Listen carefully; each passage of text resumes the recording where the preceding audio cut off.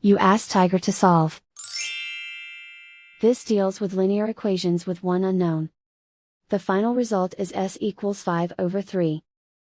Let's solve it step by step. Swap sides. Isolate the s. Divide both sides by -9. Cancel out the negatives. Simplify the fraction. Cancel out the negatives. Find the greatest common factor of the numerator and denominator. Factor out and cancel the greatest common factor.